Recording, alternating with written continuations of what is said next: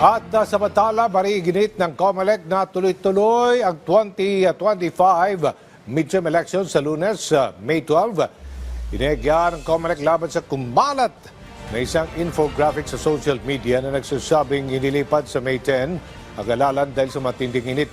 Iginit ni COMELEC Chairman George Erwin Garcia, wala na makapipigil sa pagdaraos ng eleksyon sa Lunes sa lahat ng polling precincts sa bansa.